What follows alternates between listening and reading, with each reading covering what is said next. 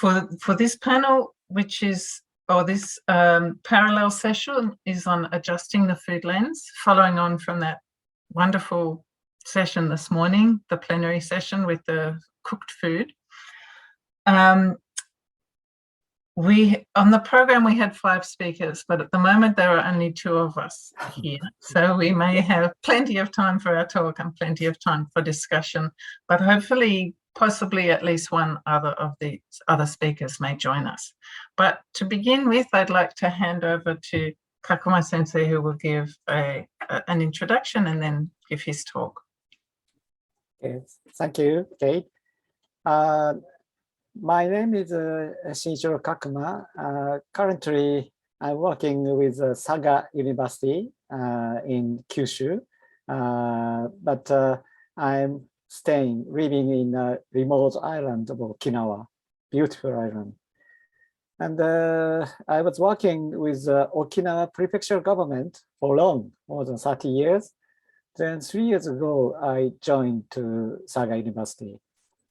And when I was the Okinawa prefecture government officer as a fisheries researcher and the fisheries extension officer and the government administration officer. And my main concern is marine protected areas and coral reef conservation and fisheries management, and of course, Satoumi, my main topic today. Oh, that's all. Sorry, I muted myself. Yes, thank you. That's great. So do you want to share your slides and start the presentation now?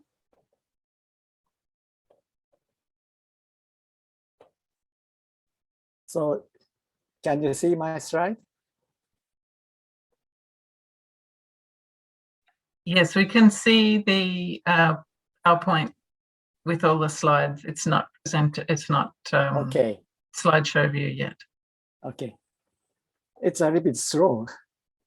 Yes. Okay.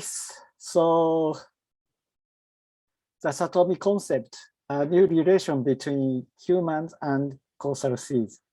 Have you ever heard about the term Satoumi? Of course, no. Yes? Oh, good. So 6 topics today, a definition and a book, Satoumi Science. What is Satoumi? Sorry. Sato means the area where people live, and umi means the sea in Japanese. The Ministry of Environment Japan once described Satoumi as coastal sea areas in which there is a harmonious coexistence of nature and human being.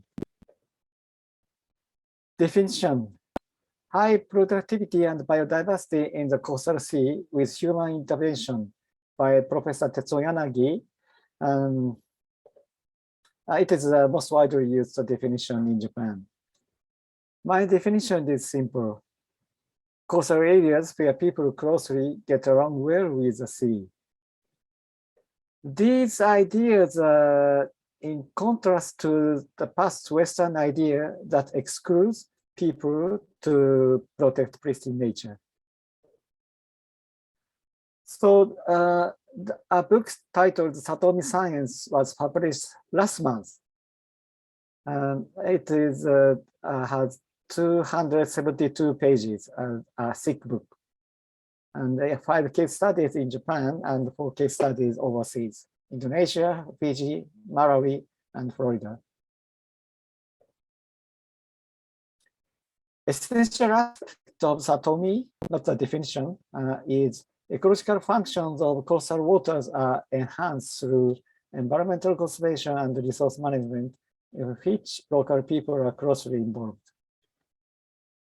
The message of the book is go beyond protection of pristine nature by excluding people and create Satoumi where people closely connect with the sea. This leads to effectively protect coastal environment and manage fisheries resources in the world. I believe Satoumi is important for small-scale coral reef fisheries in the world. Coral reefs are devastated all over the world, and fisheries are considered main causes, unfortunately. And these are published in very famous magazines like Nature and Science. But local communities cannot go without fisheries in developing countries. We need to balance conservation and the sustainable use of the resources. Satoumi concepts are useful to realize this. Satoumi Japan in the world. They are Satoumi activity sites in Japan with the fisheries agencies project. In 2012, there are about 300 locations. It increased to about 600 in 2018, including inland waters. The CBD, Convention Biological Diversity Secretariat, published technical series number 61. It features Satoumi in Japan. It has 10 case studies, including Okinawa, my place. And the book Satoumi Science is very expensive. It's about $200 US, but you can download this technical series free. In the Satoumi Science, there are 4 case studies, 4 countries. In Indonesia, integrated multi-trophic aquaculture is featured in Indonesian Satoumi. And in Malawi, autonomous seasonal closure. And in Fiji, NPA networks. And in Florida, scallop release and coral restocking. And now Satoumi is spreading worldwide. In 2008, the first international Satoumi workshop was held in Shanghai, China. And next year, Manila, Philippines. And next, Kanazawa, Japan. And next, Baltimore, US. And next, Hawaii, US. Next, Marmaris, Turkey.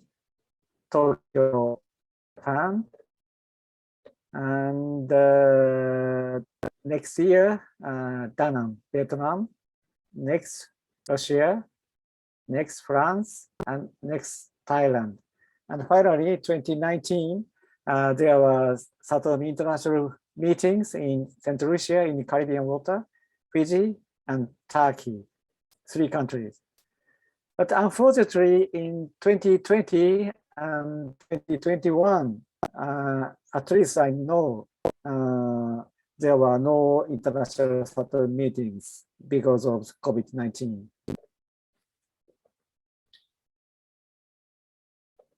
There are two types of Satoumi creation activities or measures.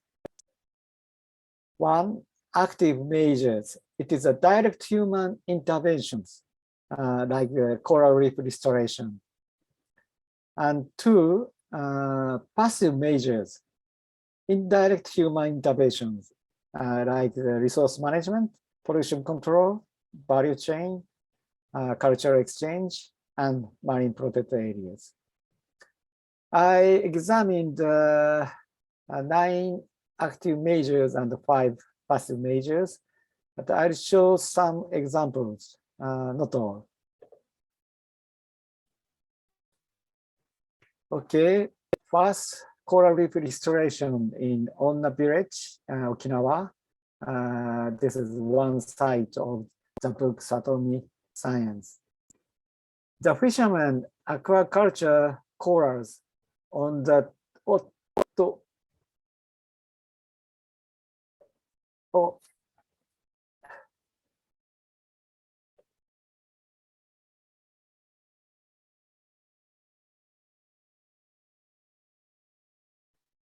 Oh,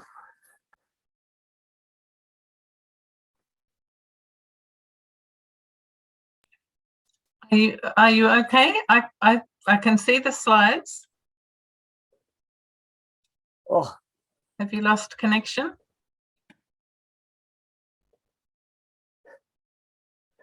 I can't stop. Ah, Okay, okay. I can't stop. Did you see the movie? no, I didn't see a movie. Oh, that's a pity. But I tried to show you the video, but it didn't work. But anyway, it's a very beautiful movie of the corals on the top of the islands. Anyway, the fishermen aquaculture corals on the top of the islands in the very wide areas. This year, they aquaculture 40,000 corals, and they cut some portions of the ground coral and put them in the surrounding areas, replant the corals. They replanted corals, 120,000 corals in 3-hectare area. This field is great. At that time in 2016, it was the largest in the world. And mangrove, the coral planting is one kind of active measures of Satoumi creation, and also mangrove planting is a kind of active measures. And seagrass bed restoration in Hinase, Okayama Prefecture, it's one site of Satoumi science. The fishermen restored the eelgrass bed by sowing seeds like this. Oh, so you can't see the movement of my mouse? Oh, we can see the movement of your mouse. Oh, okay. Now you see the laser point? Yes, see the red dot. Oh, okay. Yes. Okay. So in 1950, there were about 600 hectares of seagrass bed in Hinase, but it decreased only 12 hectares in 1955, 85. And it increased to 250 hectares in 2015 by sowing the seeds. That's great. And stonefish fair in Shiraho, Okinawa, one of the sites of Satoumi science. The stonefish fair is a very traditional fishing gear to catch fish using the tide. And this is the fishing gear. So these stonefish fair all disappeared, but WWF Japan restored the tidal stonefish wear for the purpose of environmental education. And this is a kind of fishing gear, but if you establish these gears, then the number of fish species, not the number of fish, number of fish species will increase like this. So by installing the stonefish wear, you increase the biodiversity. So it is a kind of direct intervention and active measures. Shellfish too. And the stonefish wear is not only in Okinawa, but also many places in Japan and many places in the world. We had the international stonefish wear summit in Shiraho in 2010. and the participants from France, Spain, Micronesia, Philippines, Korea, Taiwan, and Japan are here. Another case is examination of crown of thorns starfish. These starfish eat corals by divers and by fishers. It's active measures. And it's a restocking of giant crown, the smallest species, Tridacrocea in Shiraho. And so it's by restocking the shellfish, they increase biological productivity. And giant crown restocking is not only in Okinawa, but also many places in Asia Pacific. All the 11 Asian Pacific countries I visited, all the countries restocked giant crowns, the bigger species than Okinawa. And I can see the upper part. Kashiwajima, one site of Satoumi Science, they installed spawning beds for bigfin leaf squid. So you see so many egg sacs on the spawning bed. Oh, and the last case is green snail. I explain a little bit the detail. Green snail restocking in Vanuatu. Around 2006, green snail stocks in Efate Island, the capital island, were depleted due to overharvesting. In 2016, it was reported that the resource was increasing island-wide. The cause seems the spawning of 812 green snails transplanted from Aneityum Island, 300 kilometers south of Efate Island, by a JICA project in 2007. However, there was data to prove this. Therefore, a quantitative survey was conducted by the project in May and June in 2017. So it's a transportation of green snails. Green snails, you know, is a big snail, about 25 centimeters, the biggest one for the diameter. So they transported the green snails by trucks, boats, and planes, and set them like this. So in 2017, very high densities of green snails were observed at restocking areas and relatively high densities at downcurrent site areas. No green snails were found before restocking, and 3 times lower density in 2012 research by a French organization. The reason of the stock increase was confirmed due to the restocking. It's a kind of the direct measures. Okay, the passive measures. Only 3 examples. You see, the Okinawa City Fisheries Cooperative, one site of Satoumi Science, the fisherman set the size limits of most important fish species like these. He's the fisherman, and also he is author of this chapter.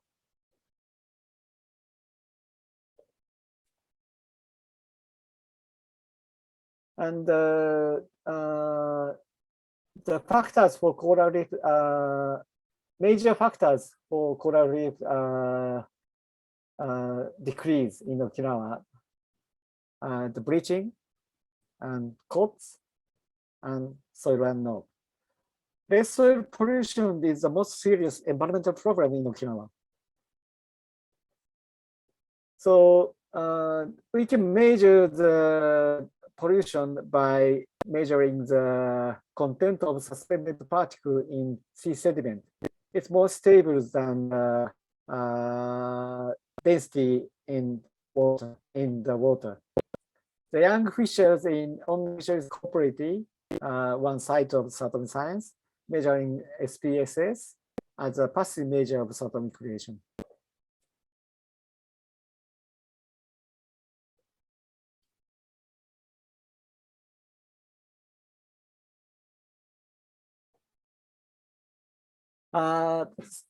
The last example is a value chain. So the fisheries cooperative and Mozuku processing company. Mozuku is a seaweed, like this. And consumer cooperatives collaborate to restore the coral reefs. If the consumers buy one pack of Mozuku one pack, then 1 to 2 yen goes to foundation for the coral aquaculture. So it's a very nice system to save the corals and also cooperate with fishermen and city citizens. Okay. Oh, the last topic, Satoumi type MPAs. So the MPAs, marine protected areas, are extremely diverse. Government-based versus community-based. No-take zones versus multiple use zones. Throughout the year versus seasonal. All methods and species versus certain ones. A few hectares versus millions of hectares. The main purpose is biodiversity protection, fishery management, or tourism promotion. Very diverse. And Satoumi type MPAs are community-based or co-managed MPAs. Keep balance between ecosystems conservation and resource use. Not huge no-take MPAs. Seasonal MPAs, rotational MPAs, zoning type MPAs. MPAs applying tourism use. So this is the last slide. I just show one example in Okinawa. It's a seasonal MPAs. The 5 MPAs in coral reefs are not year-round, but from April to June, main spawning season. Thank you.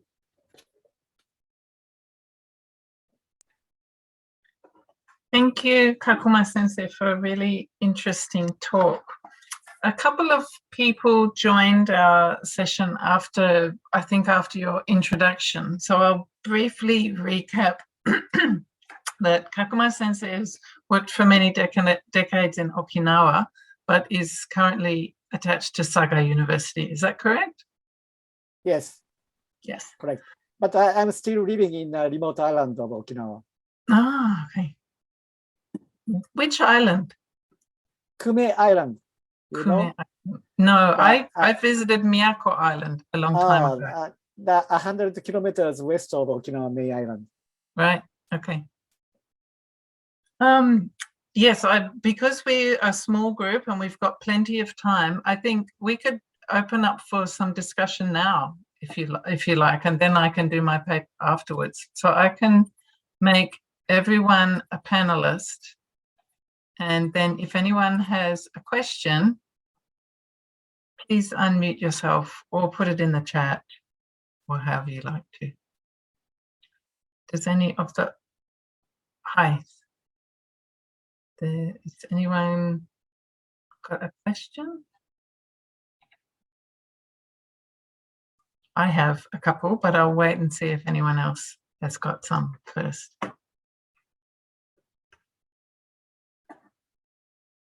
Okay, since I don't see any hands or questions in the chat at the moment, I was going to ask if you could expand a little bit further on food and Satoumi. You mentioned mozuku, and that fishing is part of MPAs. So I wondered if you could just talk a little bit more for the purposes of this session about food and Satoumi. Yes, I didn't think about that. So the title of this session is Food Lens. I didn't know why my presentation is in this in food lens, but I think it's just a good chance to think about the food and the relation of food and Satoumi. It's a big question. I was very interested also in your point about this being in opposition to Western views of preserving nature as separate to humans. So I guess if we think of Satoumi as a view of nature with humans in it and interacting with it, then food is an important part of that. Whereas perhaps in that preservationist idea of no-take zones, human food is sort of excluded from that vision of nature, isn't it? Yes, that's great. I think so. And I just imagined, I don't know, appeared to my mind is one example of the MPA use. There was or is a huge, a little bit big MPAs in front of the small village of Fiji, and it is no-take zone, and the big hotels and the village community cooperated to set MPAs, and it's good for the hotels, of course, and the community members get some income from the hotel hired by the hotels or hired with the guardians of the MPAs, and also the hotels and the communities got money from tourism. It's good, but in terms of the food and the food culture, it strongly affected their custom, because the Fijian people love fish like Japanese or more than Japanese. So they set the MPAs with a half of the fishing ground. So it made the fish catch decreased very much. So they need to purchase the tinned food or meat instead of fish. I believe it's not so good for in terms of the fish food culture. Yeah, that's a good point.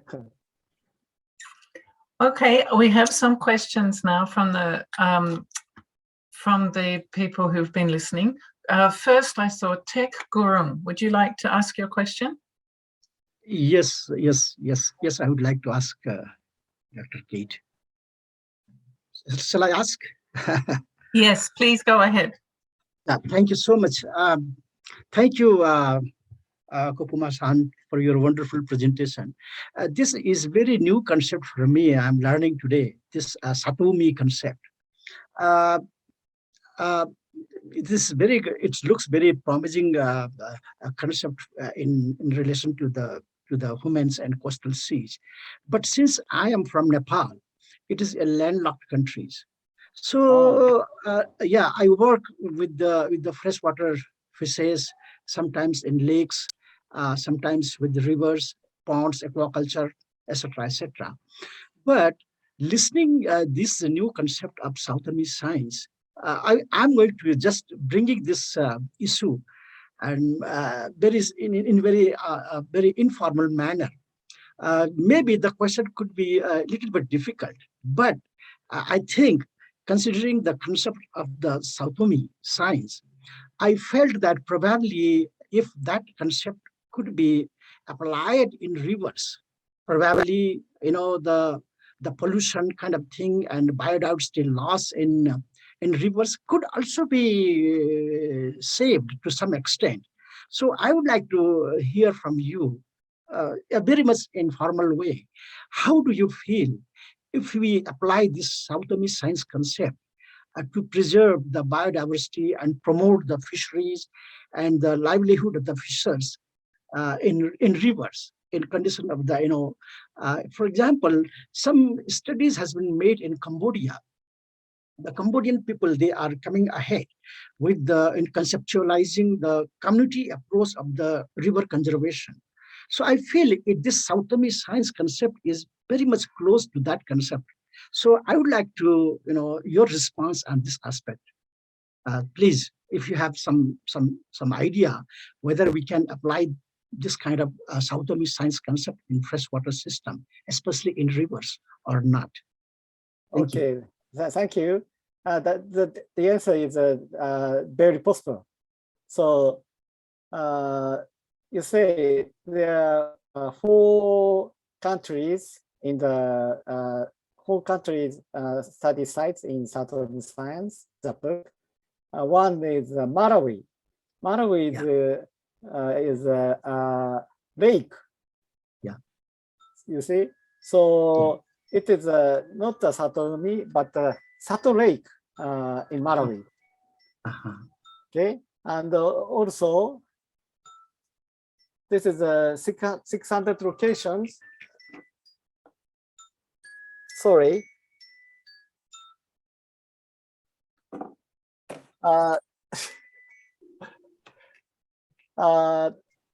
So you see, this is the 600 locations of Satoumi sites in Japan. So you see, there are so many inland areas. It's rivers and lakes. So of course, you can apply Satoumi concept to rivers. Okay. Thank you so much. Sonia, you had a question? Please go ahead. Sonia, we can't hear you and your video has disappeared.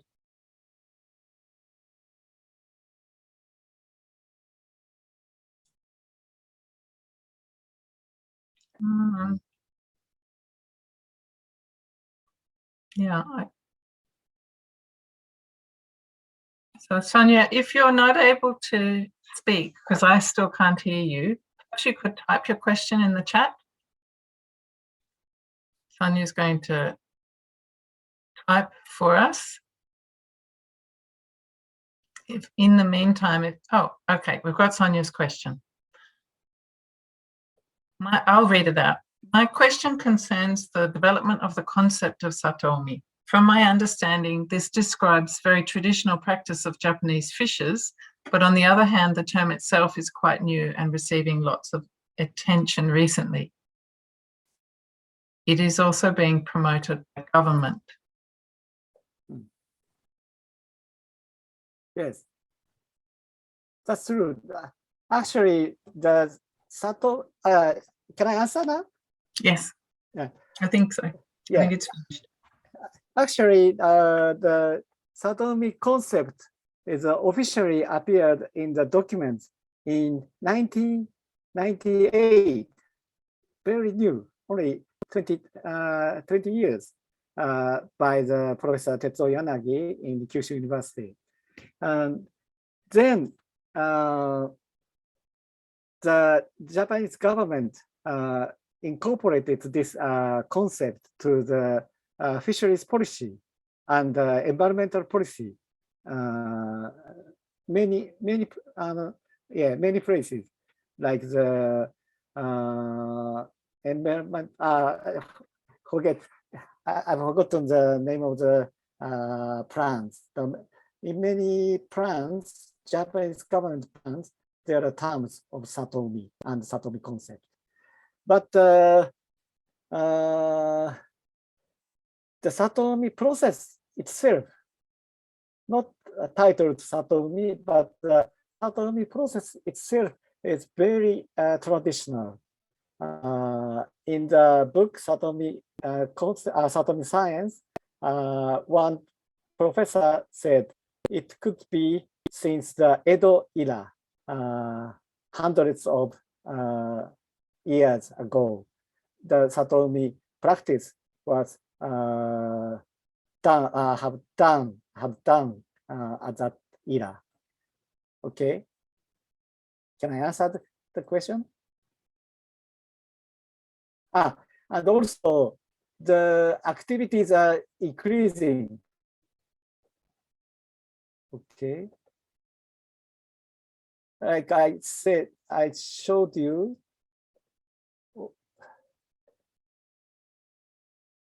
It's just the fisheries agency's project. 2012, 300, and 2018, 600. And also the Ministry of the Environment did research on the Satoumi activities. And in 2014, 2014 and 2018. And the location of the Satoumi sites increased twice or triple. So did I answer your question? Sonia has a follow-up question. She's saying, Yes. Is the increase mainly because there's more need because of environmental destruction or development of reforestation techniques and science? Or is it a change in awareness? So I think she's asking, why do you think there's the increase? Or is it that there's more attention from politicians? I think, at least in Japan, I don't think there are many places started the Satoumi activities. Some with the subsidies of the fisheries agency or Ministry of Environment.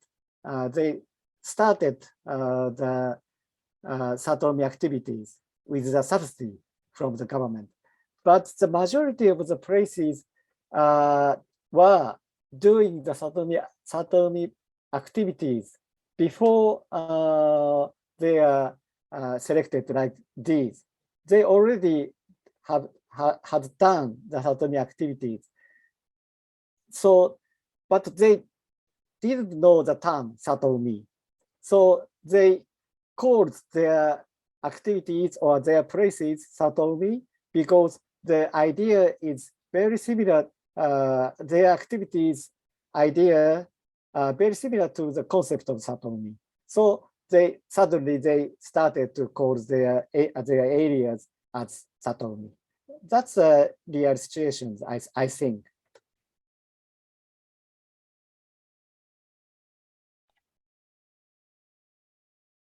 Thank you, Kakuma Sensei.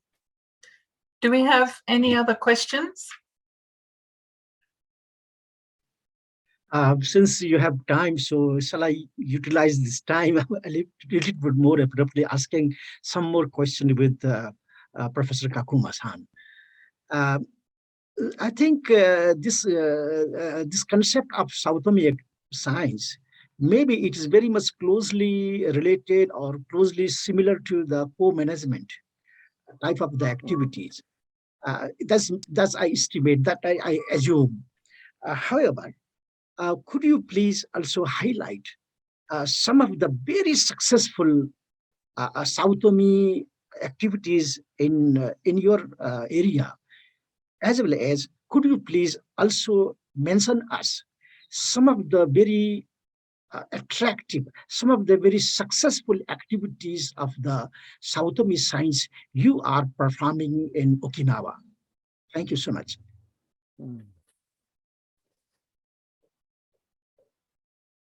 This is a little bit difficult question to answer, but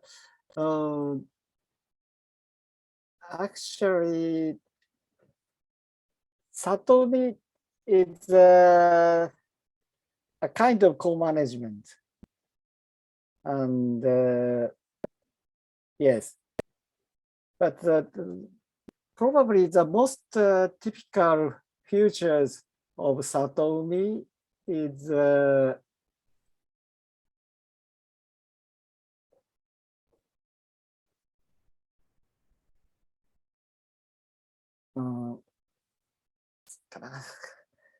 I think the first of all, I need to say is it is in contrast to past idea, Western idea that excludes people to protect pristine natures. I think this is most important. So the coastal environment and the fisheries resources are managed by the local people. So it's a co-management.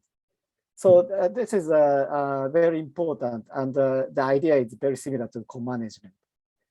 And also, the typical features of Satoumi is activities can be divided into active measures and passive measures. And most of the activities of co-management is passive measures, I think. So the new ideas of the this co-management or Satoumi activities is active measures. So this is a typical characteristics of Satoumi activities. And successful cases are actually plenty. So plenty of the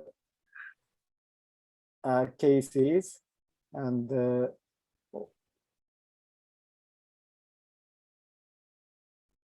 okay. So the 5 case studies in Japan in the book Satoumi Science, 3 of them are in Okinawa. So Okinawa is a very progressing country, places of Satoumi activities. And yes, like Onna village, I just returned from Onna village this morning to make a Satoumi movie with JICA. And Onna, yeah, just by chance. So yeah, Onna village is I think one of the most successful cases of Satoumi creation in Japan. And they, like as I showed, they restore the corals by aquaculture and replanting. And also they control the red soil pollution. And they do the value chain promotion with the cooperation of consumer cooperatives and food processing companies. And also they have more important areas. Yeah. Did I answer your question? Yeah, thank you, Dr. Professor Kokuma-san. It's excellent. Yes, I understood. Thank you so much for your feedback. Yeah, I hope you could buy the book Satoumi Science, and there's a nice stories of on fisheries cooperative. Thank you. I will search those all the information. Thank you. So we have another question in the chat, and then probably we should make that the last question for this session, and we can move on to the next paper, which is me. So the question from Joan Castro in the chat is, are the Satoumi managed primarily led by men or women or both?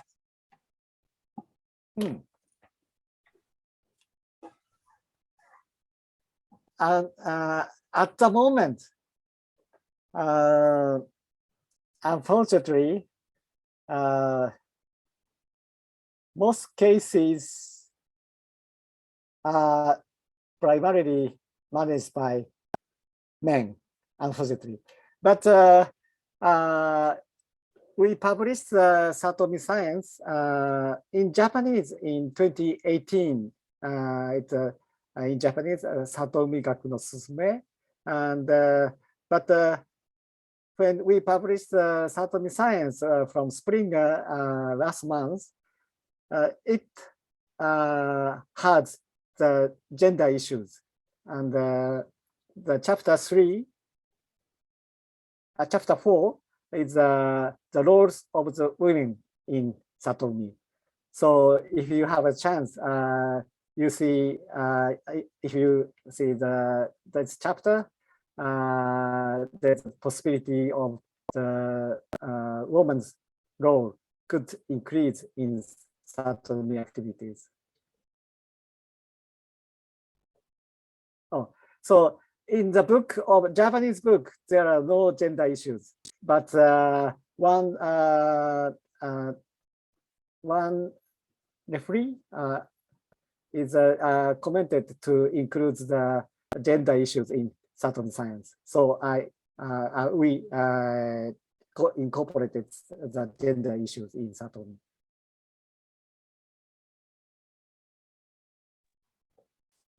Thank you, Kakuma Sensei. That sounds, yeah, like that the gender and possibly some other social issues would be a really interesting thing for a social scientist to look at.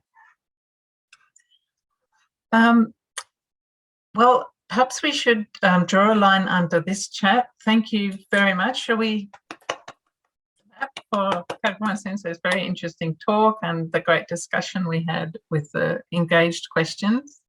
Thank you very much. So thank you. I'll start sharing my slides now. See how this one goes. Now, could you tell me, Kakuma Sensei, can you tell me, are you seeing the slide properly or are you seeing my notes? Yes. I see the present slide and next slide on the left. Oh, with my notes. So I'll see. Okay, so I will change the share. And then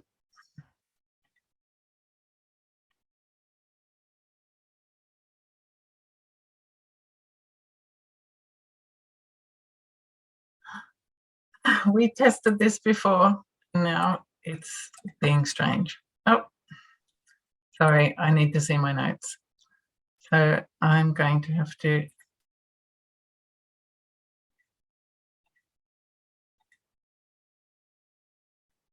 I think that was fine. Or I saw only the slide. Yeah, it wasn't showing me my notes though, and I needed to do that because I haven't memorized what I was going to say. Okay, so how's that? Is that working now? Yes. Just the slide, not two slides. Only slide. Good, thank you. Okay, so my name is Kate Barclay. I'm an academic researcher at the University of Technology, Sydney, and today I'll be talking about the potential of food localism to help revitalise small-scale fisheries in southeastern Australia. The research I'm basing this paper on is from 3 projects conducted in Australian southeastern states of New South Wales and Victoria between 2014 and 2019.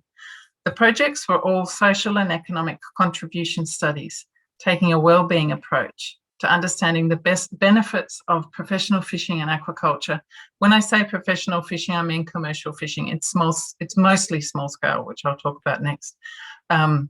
It's just that commercial fishing doesn't have a good context in Australia, so many fishers prefer to be called professional fishers. And so we were trying to understand the benefits for communities in which they're based and the benefits for the whole states of New South Wales and Victoria. All three projects involved extensive industry collaboration. Each project involved economic surveys, semi-structured interviews, and phone surveys, quite large phone surveys that we had market research companies do, because I certainly don't have time to phone over 1,000 people. The phone surveys were over 1,000 people in each state.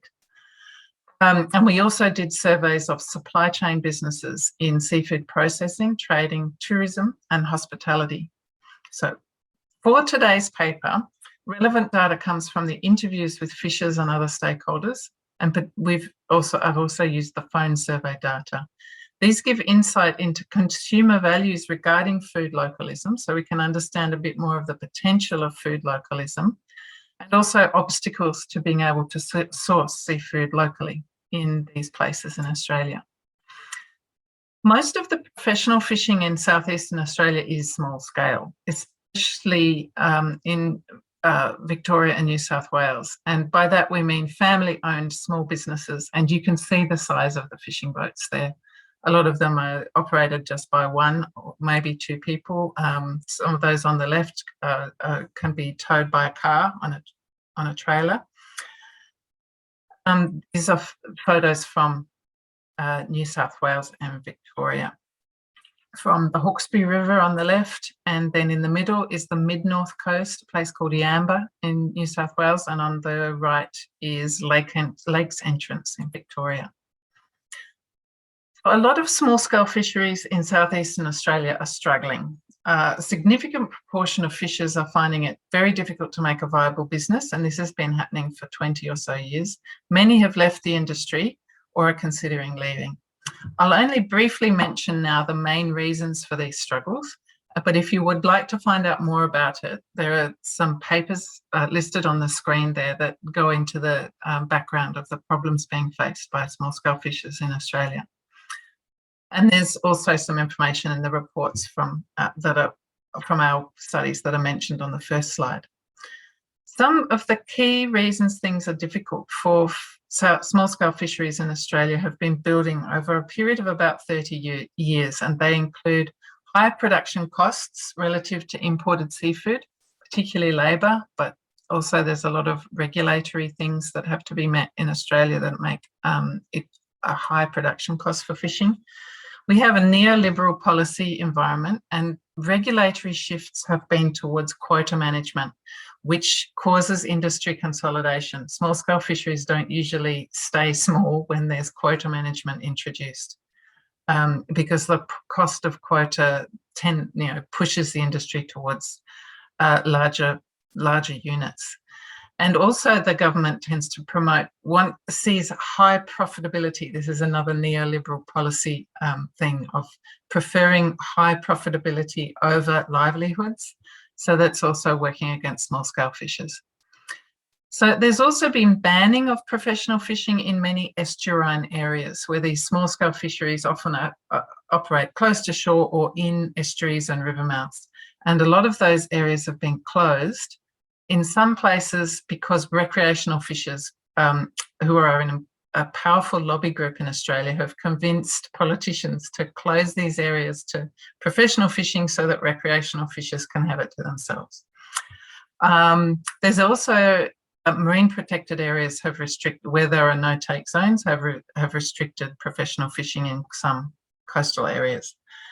There's a general lack of public support for professional fishing in Australia, in part because of media discourses about overfishing. And also the Australian public has very little understanding of what goes on in Australian fisheries. Lack of public support then transfers to a lack of political support, because politicians don't see it's important for their constituents And so decision makers often do not prioritise small-scale fishers when they're making policy changes regarding resource access, for example. This quote is an example of the kinds of problems that are to do, including the lack of political standing of small-scale fishers in Southeast Australia. This is a quote from the former Minister of Agriculture and Fisheries in Victoria, who said, "The removal of netting in Port Phillip Bay is a key component of the Andrews government's Target 1 million plan for recreational fishing." So that means the government had a plan because recreational fishing is important to them to try and have 1 million Victorians doing recreational fishing. And recreational fishers said, well, we'd like to have less commercial fishing in Port Phillip Bay. So even though the net fishing there for sardines and things was environmentally sustainable, the government banned it. So that's the kind of situation that happens quite a lot in Victoria and New South Wales. For considering food localism as a potential for revitalising small-scale fisheries, I'm taking as a starting point this paper by Freya Croft and her colleagues from Wollongong University that was published in 2019. The paper looks at the opportunities from food localism and related trends for small-scale fishing on the south coast of New South Wales. The Croft paper gives an overview of opportunities for food localism, drawing on international literature on food localism. And I won't cover that in my talk today, but I recommend this paper as a good source for finding out more about that if you'd like to find out more about the international literature on food localism. Some of the examples she gives of potential in Australia are where, so one example of seafood localism is for an affluent niche market on the south coast where there are some high-end expensive restaurants and some farmers markets that have fairly expensive produce. And in these areas, there is active current food localism going on.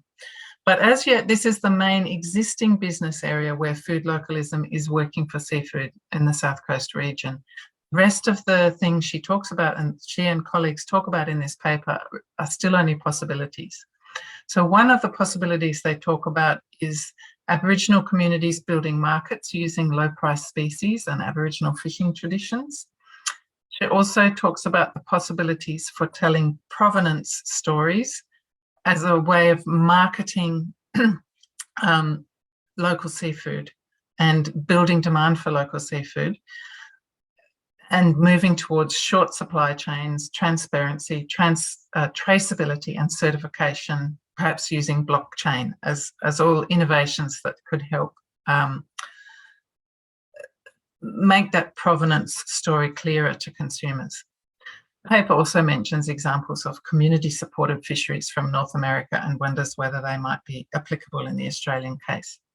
So from now on, when I talk about our studies in Victoria and New South Wales, I basically support the findings from the Croft et al. Paper, and then I expanded a bit with findings from our wider research from the two states with empirical material about consumer preferences for local food.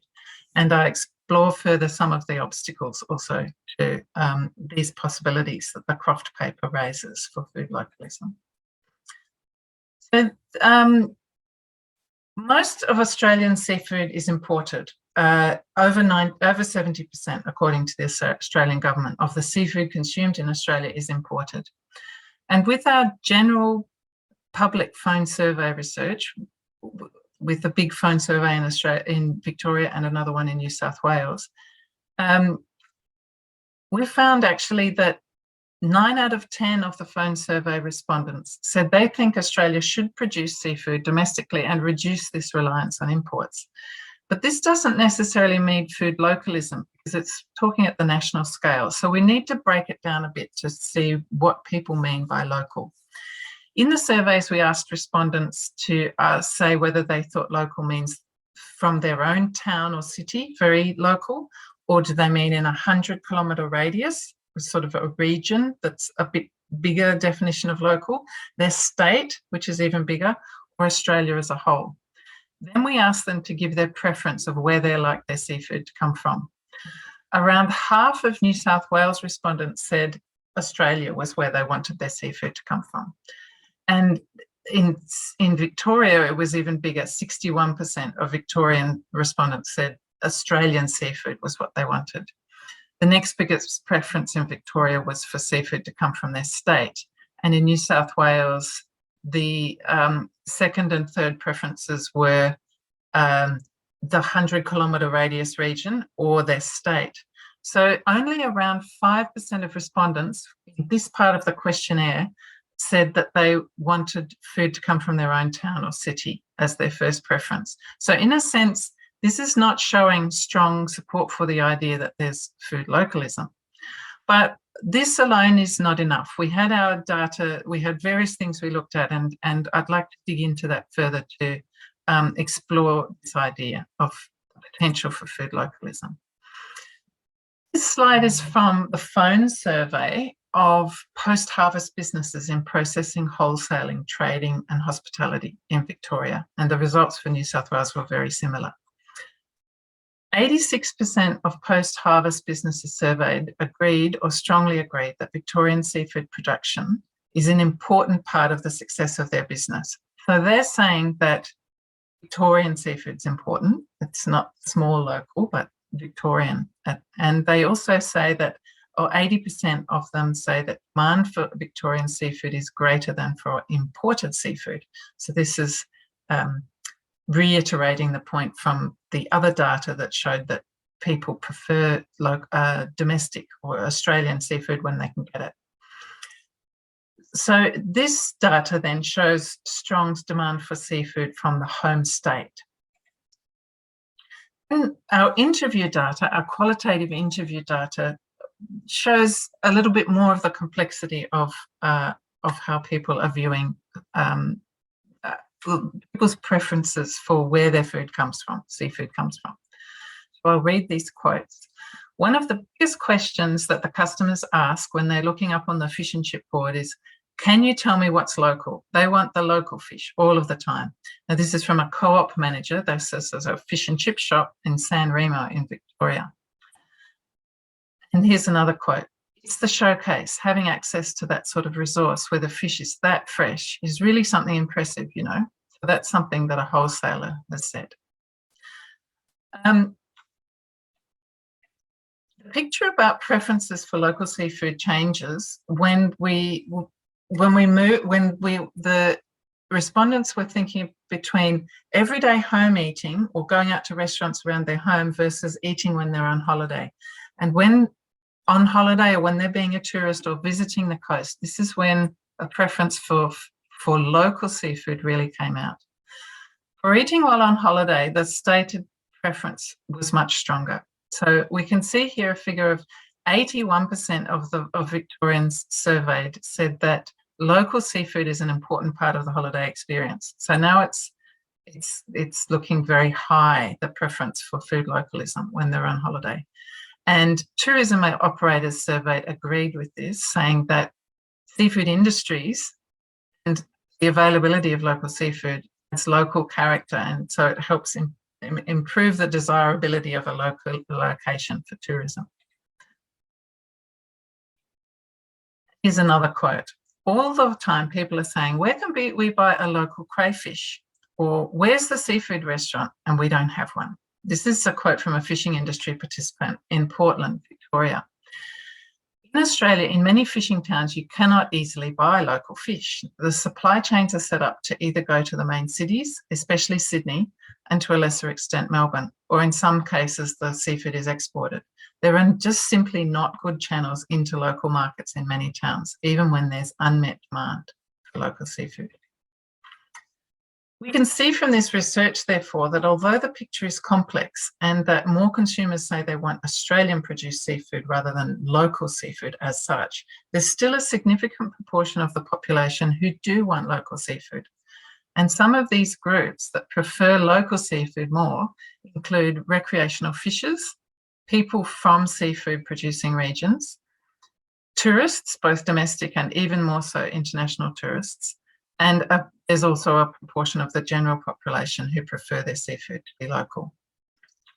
So from this, we were thinking that there could be potential in targeted strategies to encourage food localism among these groups who really value it. So these were some of the strategies we came up with in our work, and various industry bodies are already working on similar strategies to some of these to boost consumption of local and/or Australian seafood. And some fishing businesses as well. So industry bodies plus also individual fishing businesses are doing some interesting and creative things to try and thrive where they have been struggling.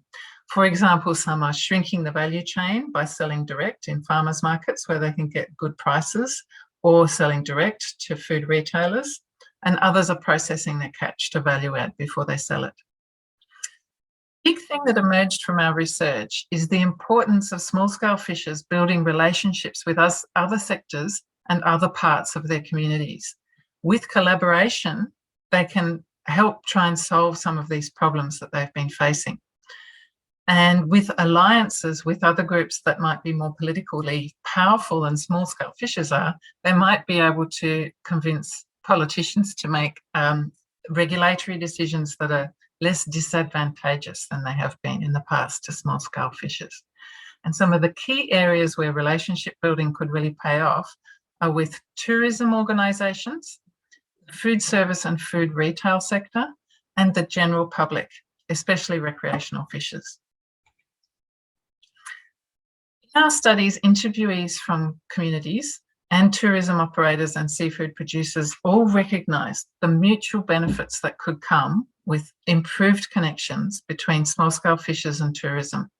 But our studies also found that links between the seafood industry and tourism are generally weak.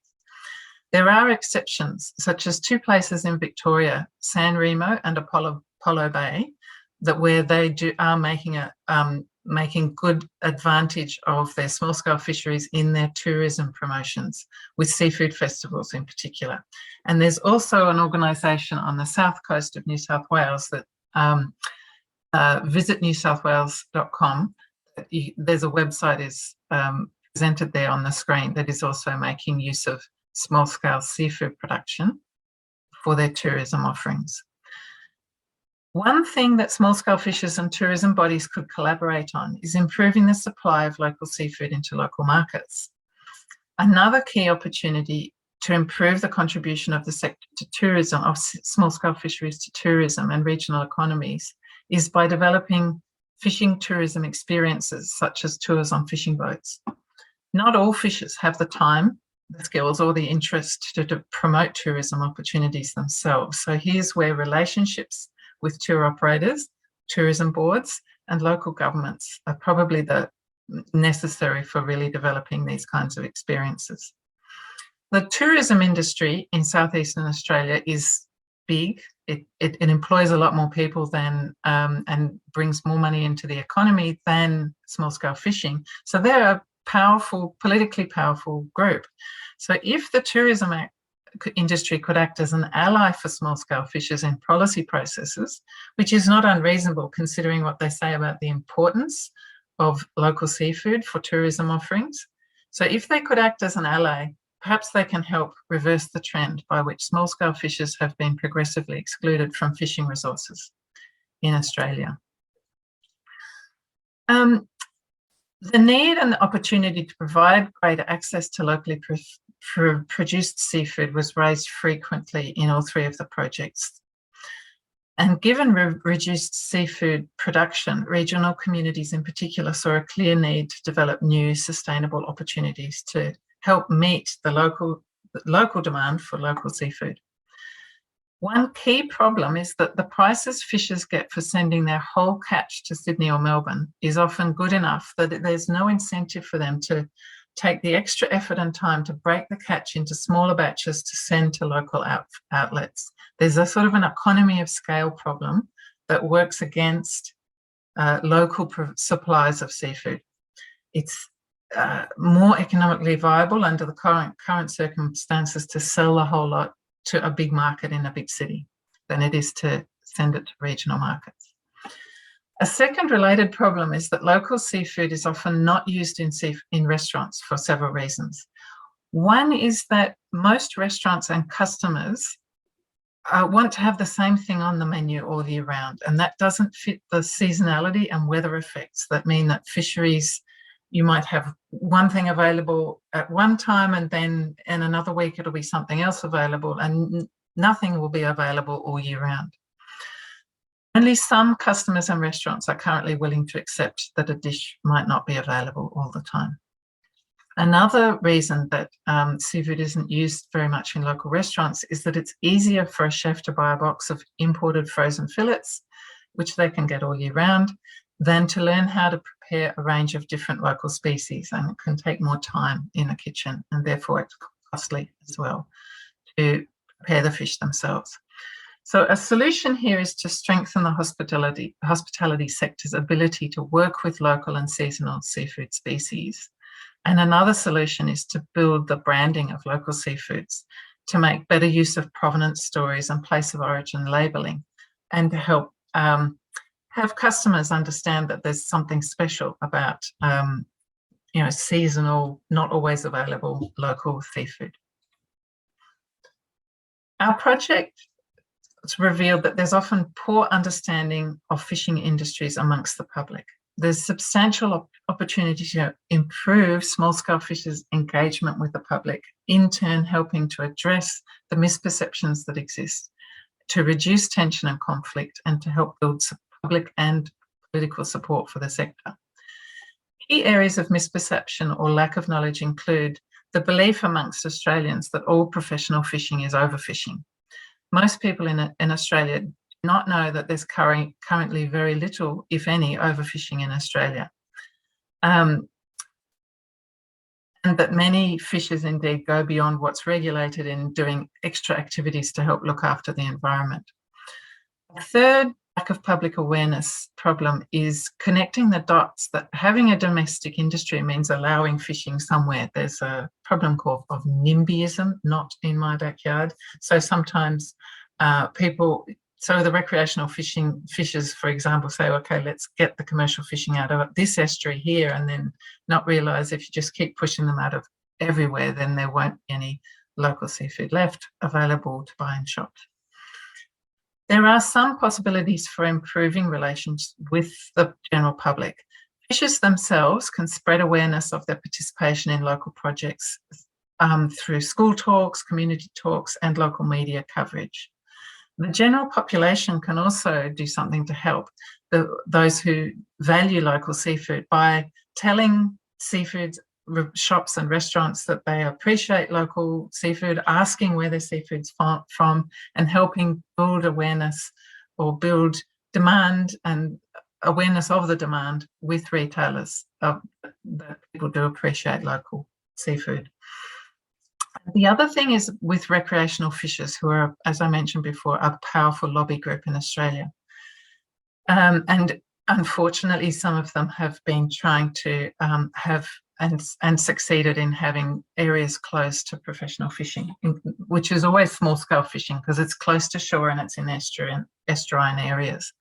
So, but recreational fishers conversely also really appreciate local seafood and local bait. So they are interested in having a local professional fishing industry as well. So if we could build on their mutual interests rather than allowing the conflict that usually happens, then there's a really good opportunity there. So this is my final slide with some takeaway points.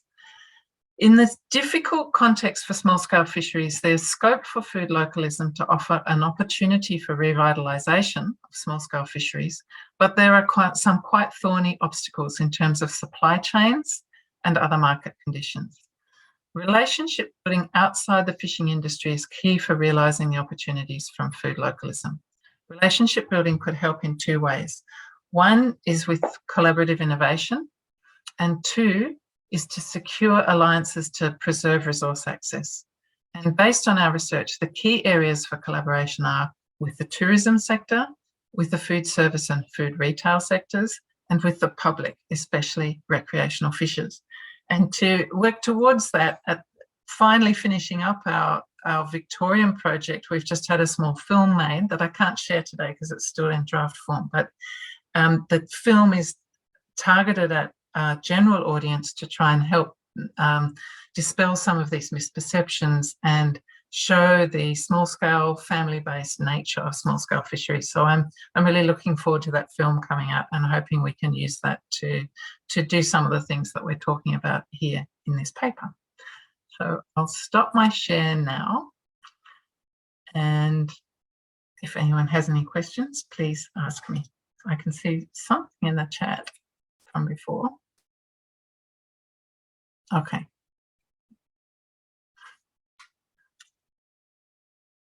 Any questions from anyone about? Shall I ask some? Sure. Thank you so much. Very excellent overview you have given on the small-scale fisheries in Australia. One of your conclusion was about the SSF struggling unfriendly policy conditions and market conditions. Although you have explained so many things during your presentation, could you please also specify what are those unfriendly environmental situation and market situation in your context? That is my question. Thank you so much. So for unfriendly market conditions, the main ones are this problem of lack of supply chains from local fisheries to local markets. The supply chain, the more established supply chain is to the big cities or export. And the other one is the high cost production environment in Australia. So imported seafood is a lot cheaper and it's sometimes easier in terms of it's already been processed and frozen. So those are the main market conditions that are unfriendly. The unfriendly policy conditions, as I said before, Australian fisheries management and Australian governance in general tends to be very neoliberal. And what I mean by that is they see that a good fishery is a highly profitable fishery, and they don't really look at jobs and livelihoods. And there's a related idea that says that the gold standard of fisheries management is individually transferable quotas. So quite a lot of Australian fisheries are managed under quotas, and quotas inherently, if you look at anywhere where quotas have been introduced, they tend to consolidate industries. So because of the cost of quota in high value fisheries anyway tends to go up, and then you have to be profitable to be able to afford the quota, and then it's just bigger and bigger companies end up owning the quota.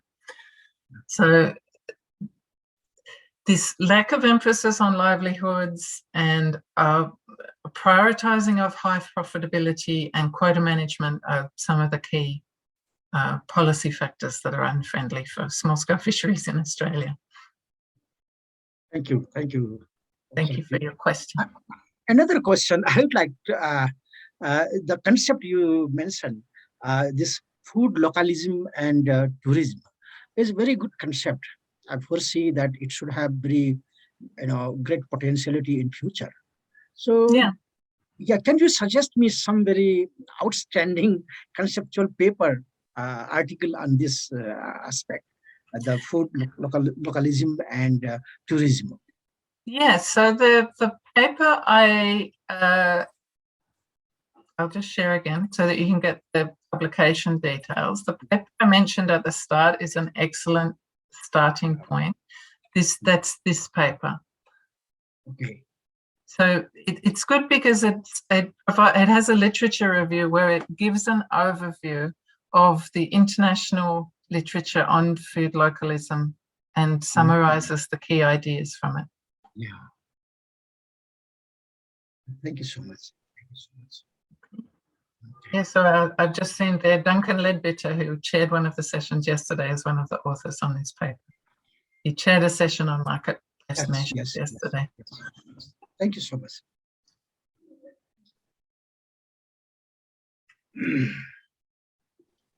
Any other questions, or is everyone exhausted after 3 long days?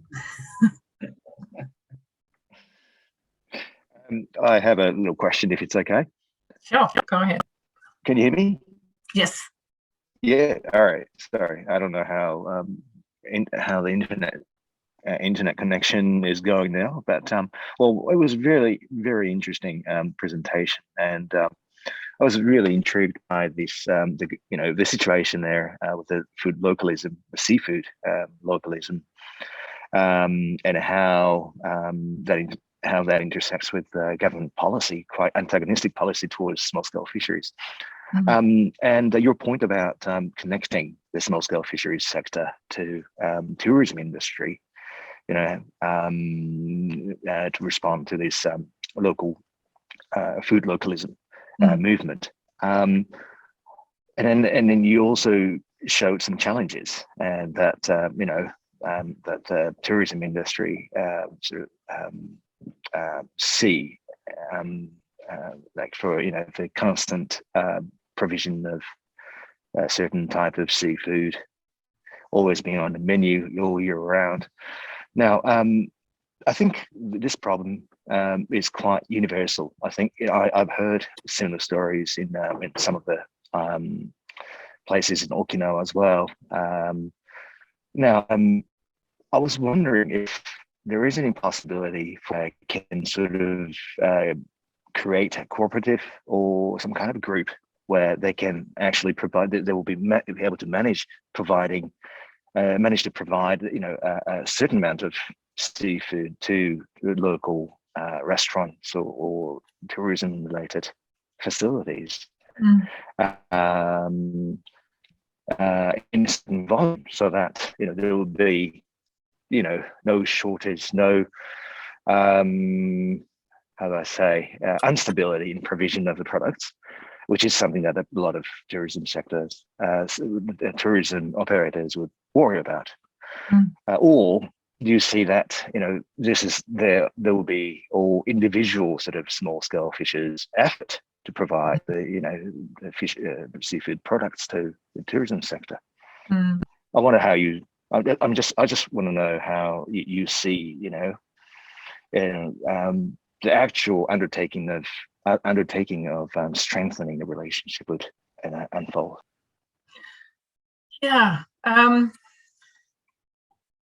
I think in some cases, if the logistics and the prices are right, individual small fishers can create these kind of networks and links with local restaurants or tourism sectors.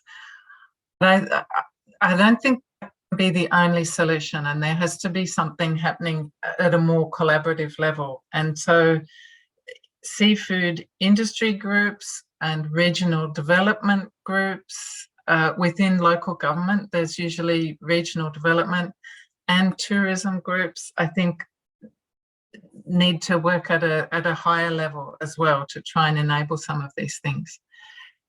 Some things are also happening in the private sector to do with